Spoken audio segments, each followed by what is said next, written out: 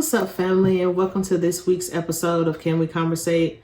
I know it's been a minute since the last time you guys have heard my voice or seen my face.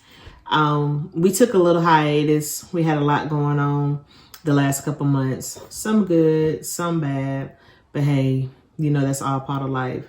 So I'm excited about this week's episode and the upcoming episodes for this season 2 of Can We Conversate? So let's get into the show. So when I was trying to decide what I was going to talk about this week, I decided to talk about some of the things that's been going on since we weren't recording or since our last show. Some of the things that had me screaming at the television like, what is happening? So I decided, let's start it out with this week. So one thing that has been really getting under my skin is this whole TikTok ban. So the TikTok ban is an idea or an agenda of the Biden administration, along with some bipartisan Congress people. So their idea is to ban TikTok on the basis of national security and protecting our kids. A couple of their reasonings for this ban is one, like I said, national security. They're concerned about TikTok here in America selling our data as Americans to the Chinese government and how detrimental and dangerous that is for our national security. And their other issue is that TikTok is harming our kids. Basically, that the algorithm here in America is different from the algorithm of TikTok in China.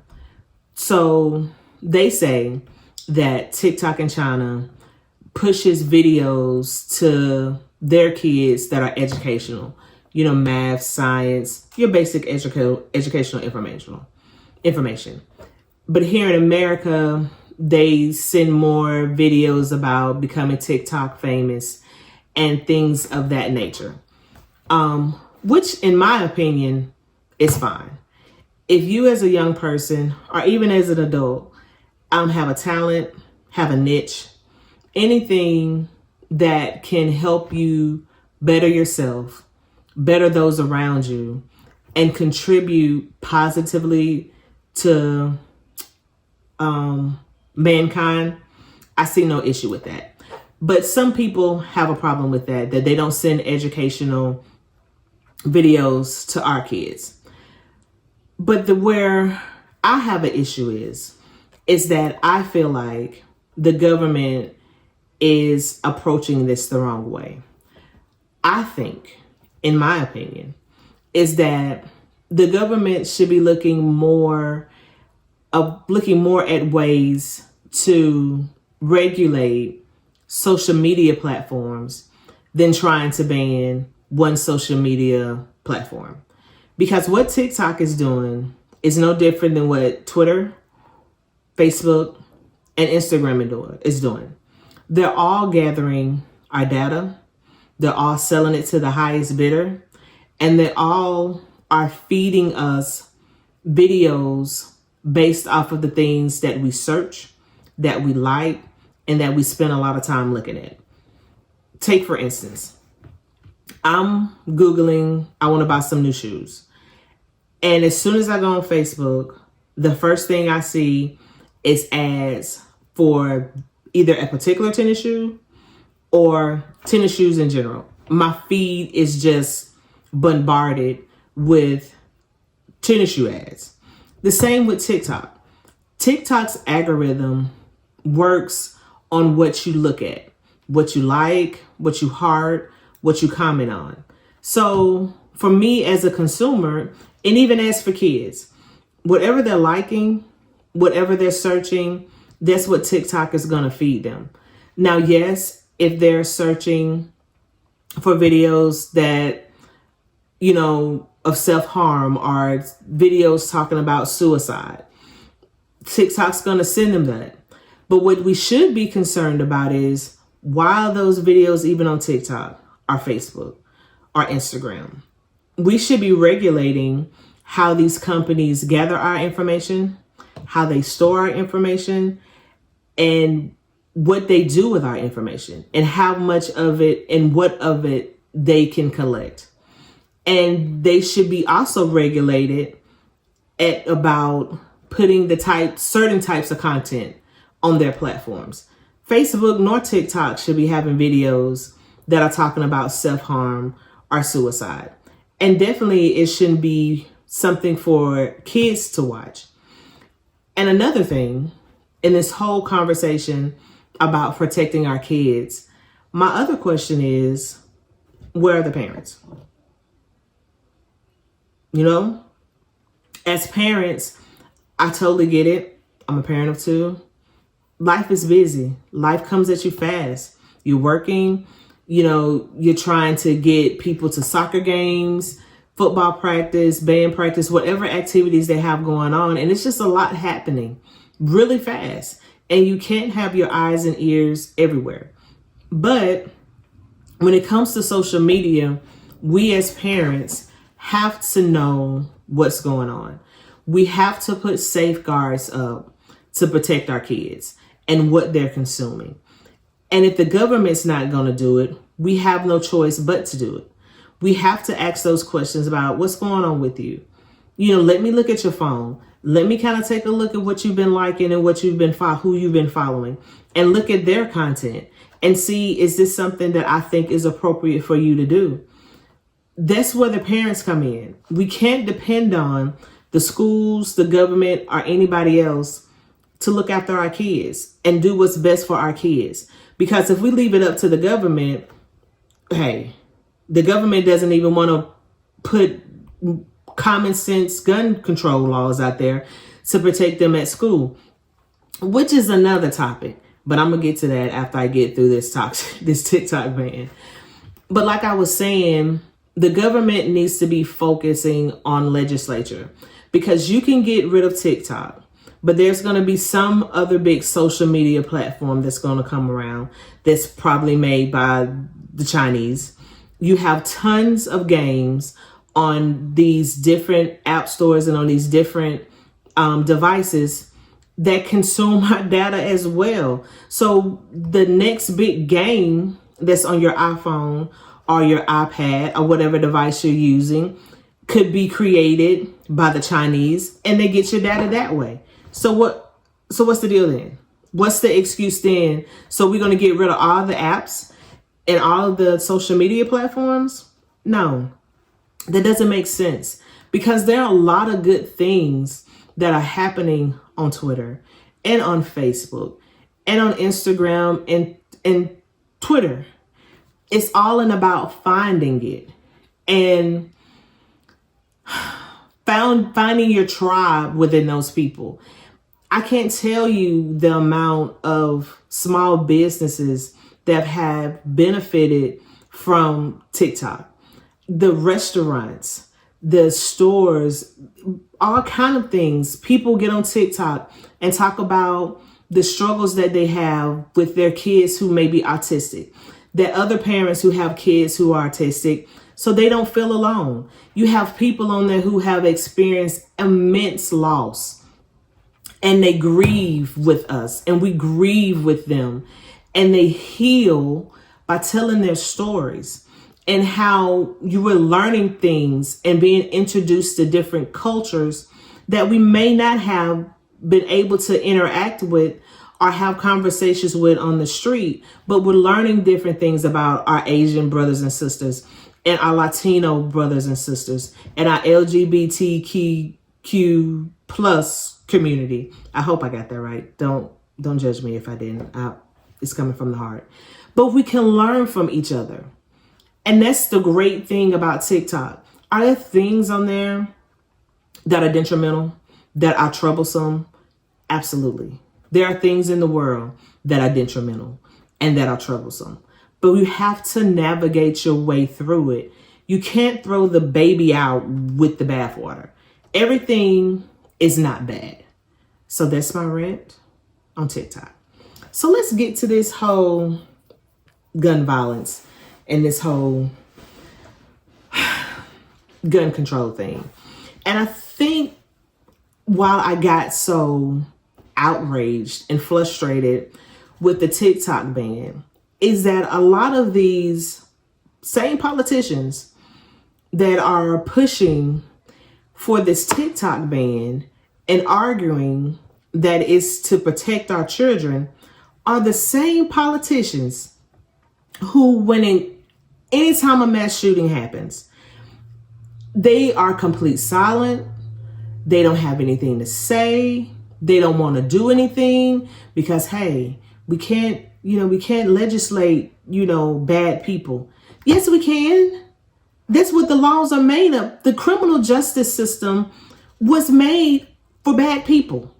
We made laws to deter and to punish people who do things that are bad.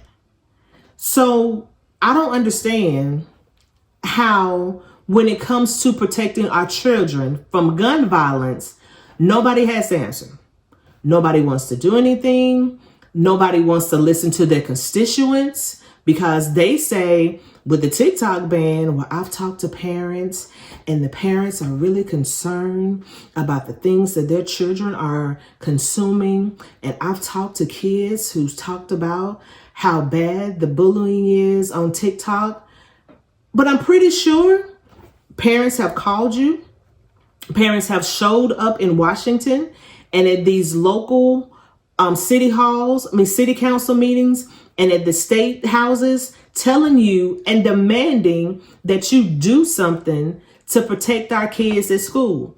These same kids who are talking about the bullying and everything going on social media are the same kids who are picketing and standing outside of state houses begging you to do something, but you can't hear them, but you can hear the ones about TikTok. Help me understand. Make it make sense, because it doesn't make sense to me. Majority of the country is for common sense legislation. Don't believe me? I got numbers. So in the latest Fox poll, they polled eligible voters. 87% support requiring criminal background checks for all gun purchases. Makes sense to me.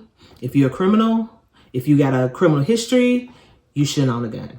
It's not rocket science. Makes all the sense in the world. 77% support a 30-day wait for a gun. What's wrong with that? I don't understand what the problem is. Why do you need your gun before 30 days?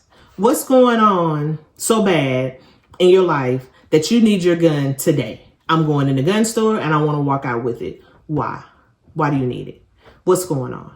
Those should be the questions that if they're coming into the gun store and they're demanding that they get their gun today, what's going on in your life that you feel like you need it? And if you need it that desperately, maybe you need to call the police and let them know what's going on. Next one, 81% support the age limit of 21 to purchase a gun. I don't understand why an 18-year-old needs to purchase a gun. You can't even drink or smoke cigarettes at 18. So if you can't smoke or drink, what do you need a gun for? That's another big question.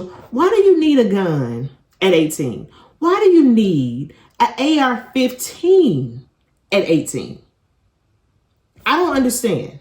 Next one, 80% support mental health checks. I don't see a problem with that. All of us need to have a mental health check every now and then because things go on in our lives that affect us in positive and negative ways. If you're going through some stuff and you're suffering from anxiety, depression, or you're on edge, you don't need a gun because that gun, it fuels you. Whereas how we grew up, if we were mad, we were in an argument with somebody, we throwing hands. That's it. That's what we do. And what happens is when you add a gun to that equation, all it is fuel to the fire, because people don't want to get beat up these days. If I can get my hands on a gun and I can shoot you, I ain't got to worry about getting beat up. It's simple. Simple as that. Next one. 80% say police should have the ability to take away guns from people who are a danger to themselves and a danger to others. A lot of these people who are committing these mass shootings, somebody in their lives has said, I was concerned.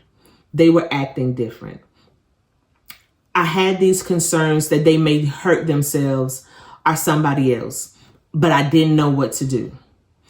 When the police show up to these domestic incidents, they should be able to say, is anybody in the house own a gun? Or is this person that you're calling me about owns a gun or has access to a gun? They should be able to say, we're going to remove this gun from this person, from this house, from their access to protect themselves so that they don't hurt themselves and that they don't hurt others. The police should absolutely have the ability to do that. What is the cause for them not to have it? And the final one, which is the big kicker, is 61% support a ban on assault rifles and semi-automatic weapons. These guns are guns of war. They are meant to inflict the most damage. Period. I don't even need to find other words to put it. It's intended to inflict the most damage. So why me, as a regular citizen, should have access to that? Don't give me the argument, well, a lot of people use it to hunt. To hunt what? Because when you shoot the deer, it's going to tear it apart. So what are you doing with it? It's not for hunting. It is a gun of war to inflict the most damage. I don't understand. I just don't understand what our fascination as a country with guns. Guns, the amount of guns that we have in this country is ridiculous. And I don't understand the importance of it. Now, don't let me get wrong. Let me be transparent. We have a gun. My husband thought that we needed guns. So he bought himself a gun. He bought me a gun. I don't like guns. The gun is still in the box. I don't even know if I should be saying this, but the gun is still in the box. I don't fool with it.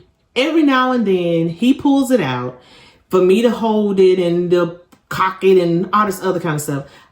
I have no interest in it.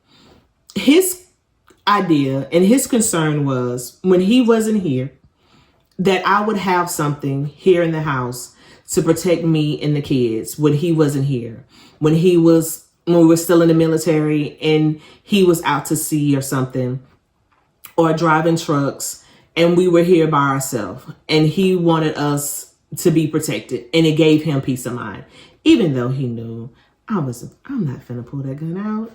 I don't like guns. But just being transparent, we have guns. But it's not a thing of like, oh, we just have a gun because I'm just so worried about somebody breaking in. That's not a concern of mine. It probably should be. I lock my doors at night. I'm not telling you I don't lock my doors and, I'm just fancy free and nothing's going to happen to me. And I take the correct precautions. But I'm not walking around concerned or on alert that something's going to happen to me and somebody's going to try to protect me. Because when you live your life that way, you're looking for something. And when somebody knocks on your door or rings your doorbell who is at the wrong house, you're on edge and you shoot them in the head. Or when a group of people pull in your driveway by accident because they're lost, you're so on edge, you shoot them.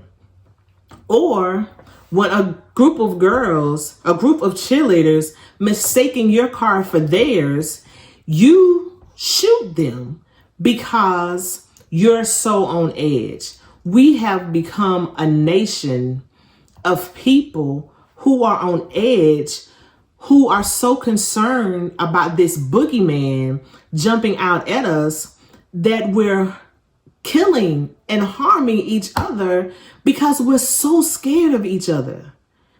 And if we just take a moment, and this boogeyman that you have in your head, this image of them, and have conversations with that boogeyman or somebody that looks like that boogeyman, you know what I mean. You know what I'm trying to say.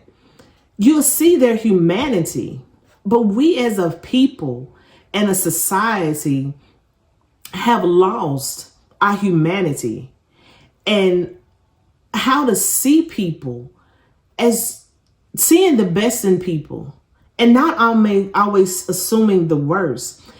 And I think that what disturbs me and that bothers me so much, that we can't see each other's humanity. We make mistakes. We do things that we shouldn't necessarily do. We hurt each other. But at the end of the day and at the core, we have to be able to see each other's humanity and give people grace. That we make mistakes and things don't always go our way. And yes, we get frustrated. And I don't like the way you do things or even how you see things. But you're right, as a human, is to have your own opinion and your own ideas. I don't have to agree with you, but I don't have to hate you or make you out to be this boogeyman because I don't understand you. And I really think to combat some of this stuff that we are facing when it comes to gun violence and politics and anything that's going on with us as a society, we gotta start looking at each other and seeing each other's humanity. I don't know how we're gonna get there. I know I'm gonna do my part to try to see people's humanity. I can get really caught up in my viewpoint and how I see the world. And sometimes I have to slow down and listen and try to understand different viewpoints and try to understand where you're coming from. Sometimes I'm not always going to see it. We can disagree, but not be disagreeable. We don't have to hate each other because we don't agree on the same things. And we don't have to push our views and our opinions on people. It's okay if you don't see it the way that I see it. My opinion is my opinion, just like yours is yours. But you don't have a right to push your views and your values on me, because this is supposed to be America. It's the land of the free. We have all these different opportunities and viewpoints and different cultures and different nationalities. So we're a melting pot. But it's almost like we're getting to the point where we don't want to be a melting pot. That used to be our calling card. You know, come to America. It's the melting pot of the world. But now it's come to America and think like I think. Like what I like. Do what I do. Serve the God that I serve the way that I serve him. And that's not what America is. That's not who we are. And that's not who God is. So that's some of the stuff that's been on my mind this week, guys. So as usual, let me know what you thought. Interact with me. Let's have a conversation. You can find us on all social media platforms, on TikTok, on Twitter. You can hit us up. The link in the on your favorite podcast or where you listen to us at. Shoot us an email at info@canweconversate.com. So until next week, guys, can we conversate?